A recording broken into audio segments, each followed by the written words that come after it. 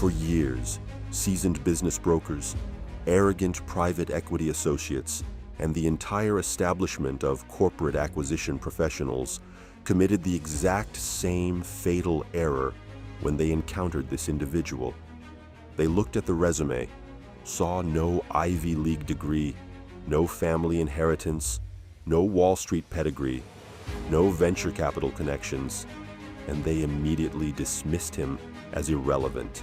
They saw a mid-level operations manager from the industrial Midwest with a modest salary, a used car, and absolutely zero experience in mergers and acquisitions. They believed, with the absolute certainty of institutional arrogance, that the world of business ownership was a gated kingdom accessible only to those born with capital, connections, or both. But underneath that unremarkable, forgettable exterior, a predatory intelligence was quietly assembling the most brutally efficient small business acquisition machine the American middle market had ever witnessed. The hostile absorption of a failing manufacturing plant whose desperate owner accepted pennies on the dollar. The merciless takeover of a regional logistics company suffocating under the weight of its founder's medical debt. The cold, calculated seizure of a profitable commercial cleaning franchise from a retiring couple who had no idea their business was worth 3 times what they were offered. The silent, systematic dismantling of a family-owned food distribution network, acquired piece by piece through shell entities, so the sellers never realized they were all negotiating with the same predator. These were not entrepreneurial success stories. They were financial predations executed with surgical, devastating precision against vulnerable, uninformed targets. Any other average professional attempting to acquire even a single small business would have been annihilated by the process. Any other first-time buyer without institutional capital would have been rejected by every commercial lender, laughed out of every broker's office, or simply crushed under the suffocating complexity of due diligence, legal negotiations, and the brutal reality that business acquisition requires enormous amounts of cash that middle-class Americans simply do not possess. The statistics are merciless and absolute. Over 80% of attempted small business acquisitions by individual buyers collapse before closing. The system is architecturally designed to favor those who already have wealth and to systematically exclude everyone else. But instead of accepting the predetermined fate of financial mediocrity, this individual did the unthinkable.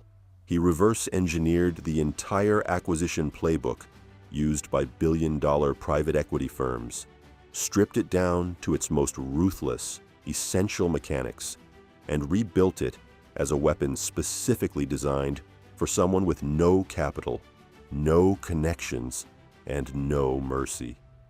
He did not ask for permission to enter the world of business ownership.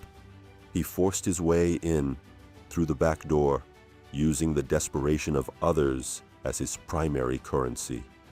This is the story of how an ordinary man with no extraordinary resources invented a brutal acquisition tactic, turned the hidden epidemic of small business owner burnout into a systematic hunting ground, and learned how to use other people's money, other people's desperation, and other people's ignorance to build a 7-company empire in just 36 months.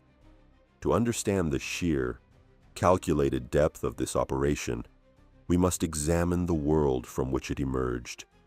The public myth of business ownership in America is romantic, almost sacred. A hard-working individual saves diligently, takes a courageous leap of faith, builds something from nothing, and achieves the glorious American dream through grit and determination.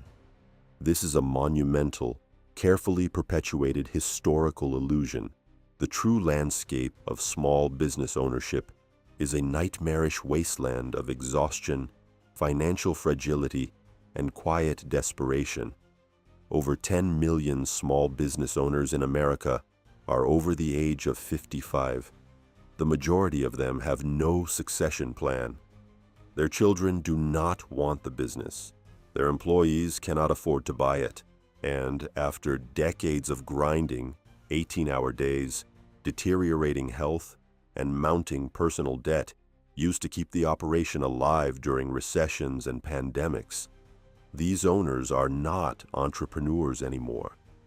They are hostages to their own creations, desperate to escape, but seeing no viable exit. This individual did not see tragedy in that landscape. He saw the richest, most undefended hunting ground in the entire American economy. He studied the psychology of the exhausted owner with the same cold, analytical detachment that a predator studies the movement patterns of wounded prey. He understood that desperation creates a catastrophic information asymmetry. A burned-out owner will accept almost any offer that promises freedom, especially when they believe no other buyer exists. His ultimate weapon was something entirely invisible, a financing structure so aggressively leveraged that it required almost zero of his own capital. While legitimate buyers were spending months securing traditional bank loans, submitting personal financial statements, and pledging their homes as collateral, this operator perfected a technique that the private equity world had used for decades, but that virtually no individual buyer had ever attempted at the small business level. He structured every single acquisition so that the seller themselves financed the majority of the purchase price. He would identify a desperate owner, present himself as the only serious buyer after months of failed listing attempts, and then negotiate terms where the seller carried between 70 and 90% of the purchase price as a promissory note, paid back over 5 to 7 years from the cash flow of the very business being acquired. The seller, blinded by exhaustion and the intoxicating promise of finally escaping, would agree. The business effectively paid for itself. He was buying companies with their own money, and the moment the first acquisition closed and began generating free cash flow, that cash flow became the down payment for the second acquisition, and the second funded the third, and the third funded the fourth. It was a self-perpetuating, compounding acquisition engine that accelerated with every single deal, growing more powerful and more dangerous with each successive absorption. And it produced an absolutely staggering golden era of expansion.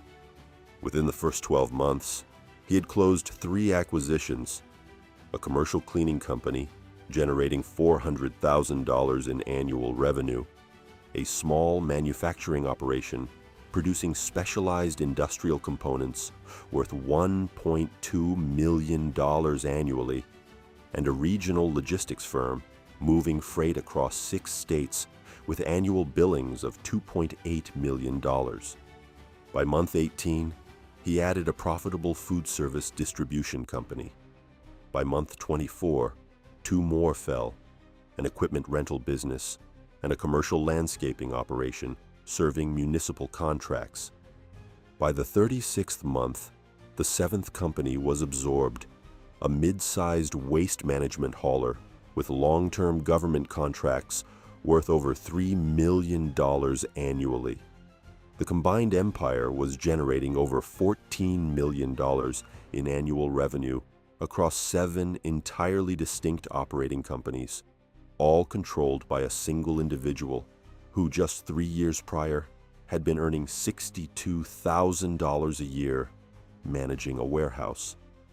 There were no venture capital celebrations, no IPO roadshows, no magazine profiles, just the cold, mechanical reality of a man who had figured out how to extract ownership from the exhausted hands of an entire generation of aging entrepreneurs. But the higher the leverage descent, the more catastrophic the inevitable reckoning. And the reckoning arrived with devastating, merciless force. The fundamental fragility of the entire structure was its absolute dependence on cash flow. Every single company was carrying massive seller-financed debt. Every single month required precise, unforgiving cash flow management across 7 different businesses in 7 different industries. When the economy contracted and 2 of the 7 companies experienced simultaneous revenue declines of over 20%, the entire architecture began to crack. The manufacturing operation lost its largest client to overseas competition. The logistics company was hit with a catastrophic insurance claim after a fleet accident. Suddenly, 2 of the 7 dominoes stopped generating enough cash to cover their own debt obligations, and the shortfall cascaded through the entire network. Sellers who had financed the acquisitions began demanding accelerated payments. One filed a lawsuit alleging fraudulent misrepresentation of the business's financial health at the time of sale. A second threatened to exercise the clawback provisions in the purchase agreement, which would have returned the company to the original owner and wiped out every dollar of equity. For an agonizing, desperate period, it seemed like the definitive, humiliating end. The empire that had been assembled with such predatory precision was threatening to collapse like a house of cards, taking every company, every employee, and every dollar with it into total, irreversible liquidation. Yet here lies the grand corporate plot twist. The very diversification that created complexity also provided the mechanism of salvation. While 2 companies were hemorrhaging cash, 3 others were experiencing their strongest quarters in history. The waste management operation, protected by ironclad government contracts immune to economic cycles, continued generating massive, reliable cash flow, regardless of the broader downturn. The commercial cleaning company, counterintuitively, saw demand surge as businesses obsessed over sanitation and hygiene during the health crisis. He took the excess cash from the thriving operations and injected it into the bleeding ones, stabilizing the debt payments just long enough to renegotiate terms with the panicking sellers. But the true masterstroke was far more ruthless. He identified that the lawsuit from the disgruntled seller was based on legitimate but minor discrepancies in pre-sale financial reporting. Rather than fight the lawsuit, he offered the seller a settlement, accept 40 cents on the dollar for the remaining promissory note balance, or endure 3 years of expensive litigation with no guarantee of recovery. The exhausted, aging seller, facing the prospect of spending their retirement savings on legal fees, accepted. He literally digested the desperation of his own creditors, using their fatigue and risk aversion to erase nearly $500,000 of debt in a single negotiation. Fast forward to the present landscape, and the battlefield has fundamentally transformed. The once hidden world of small business acquisition has exploded into mainstream consciousness. Online courses, YouTube channels, podcasts, and self-proclaimed acquisition entrepreneurs have flooded the market, creating intense competition for every available deal. Sellers who were once naive and uninformed now have access to valuation tools, broker networks, and communities that educate them on the true worth of their businesses. The information asymmetry that once served as the primary hunting advantage has been dramatically, perhaps permanently, eroded.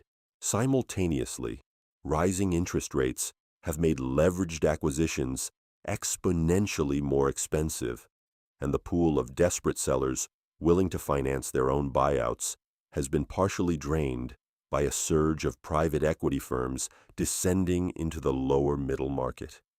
Yet, This operator executed another radical pivot. He stopped acquiring new companies entirely and instead turned inward, consolidating his 7 operations into an integrated holding structure, eliminating redundant overhead, centralizing accounting and human resources, and cross-selling services between companies that had previously operated as isolated entities. The waste management trucks now service the same commercial properties cleaned by the cleaning company and landscaped by the landscaping operation. The logistics firm handled distribution for the food service company. He was not just an owner of 7 companies anymore. He had engineered them into a single interlocking ecosystem where each company fed revenue to the others. This was not a desperate survival tactic. It was a calculated statement to every aspiring acquisition entrepreneur flooding the market. Anyone can buy a company, but only a predator can make 7 companies function as a single, indestructible organism. He constructed the ultimate middle market mechanism for silent wealth accumulation, a decentralized, emotionless acquisition machine that does not innovate, does not invent revolutionary products, and does not seek the validation of the startup ecosystem. It simply identifies exhaustion, it exploits information asymmetry, and it absorbs. We are left staring at 2 entirely irreconcilable visions of this phenomenon. On one hand, it is a deeply predatory, morally troubling exploitation of vulnerable small business owners, a systematic extraction of lifetime wealth from exhausted, uninformed individuals who built something with their hands and their health, only to have it taken for a fraction of its true value by a calculating opportunist with no emotional attachment to the businesses or the people who built them. On the other hand, it is the most raw, honest, undeniable demonstration of how capitalism actually functions beneath the inspirational rhetoric, a system that relentlessly transfers assets from those too tired to fight to those cold enough to take them, and the terrifying admission that the difference between an average life and an empire is not talent, not capital, and not connections, but simply the willingness to be more ruthless than everyone else in the room. Because sometimes, hidden behind the ordinary facade of a holding company registered in a quiet Midwestern town, there is a brutal, invisible war, a war between the average man he was 3 years ago, the silent empire he commands today, and the uncomfortable truth the world refuses to accept about how ownership really changes hands.